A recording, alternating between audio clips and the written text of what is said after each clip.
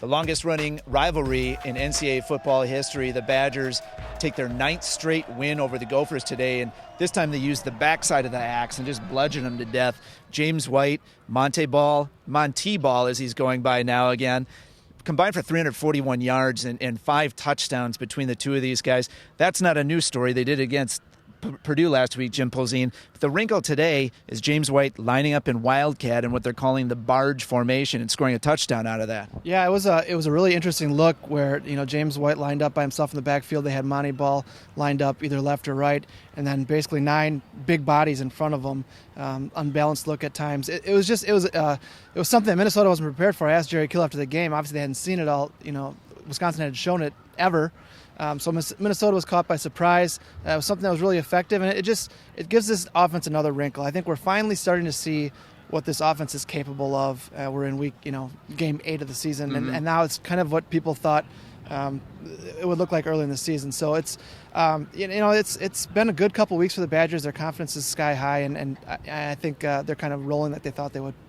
And the Badgers accomplished all that on the ground with a first-time starter left tackle in Ryan Groy and Robert Burge filling in at left guard. Let's go to the locker room and hear more about the running game today. It's just 2 different people. Even Melvin, too, if he gets in the game, different running backs, different way you have to tackle somebody, and it's hard to get adjusted to just keep them on balance. We both bring something different to the table.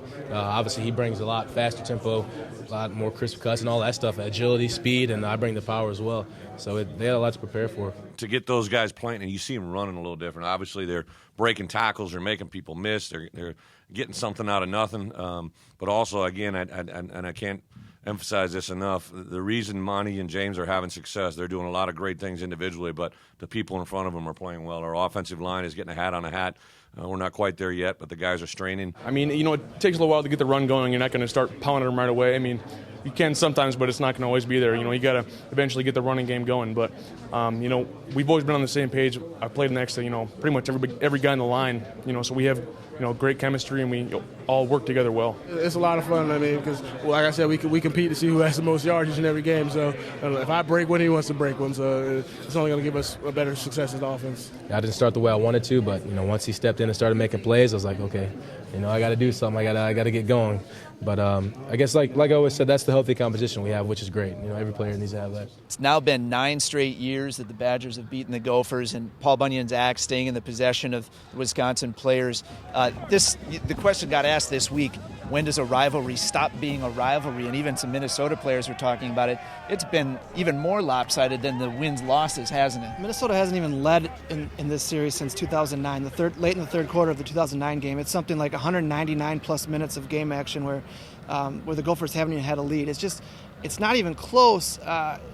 And I know that bothers, like Marquise Gray. I was just in the Minnesota locker room, and he never got a chance to put his hands on the axe. His career's over. It's going to sting him forever. He admitted that, and it's a rivalry still because I think there's a fear on Wisconsin's end that they don't want to lose it. You don't want to be the team that loses that game and finally lets Minnesota come over and get the axe. So it's a rivalry in that regard, but in actual it being a contest, it hasn't been of late. These guys still get a big kick out of it after the game as much as they've had it in their hands already. Let's hear from them in the locker room about what it's like to put their hands on the axe after the game. I'm not from Wisconsin or Minnesota, but, being here, I've learned a lot about the tradition, and me being a senior, going out there and having the last opportunity to hold the axe, it was a great thing, and it's a blessing just to be out there, I think we celebrated being out there as long as possible, with the axe, because, for the seniors, our last time being out there with the axe. So, it's a great feeling just keeping the axe in Wisconsin. I touched it with one hand, but I had to get the chop down the goalpost, but it's still a lot of fun. It's a symbol of a win. It's a symbol of a win, and we just don't want to let the state down, fans, no one down, whenever it comes to this game. That's 3 straight wins for the Badgers now, who host Michigan State here next week for the first time at Camp Randall since 2009 season. Follow all the work of Jim Polzin, Tom Mulhern, Tom Oates on madison.com and in the pages of the Wisconsin State Journal this week.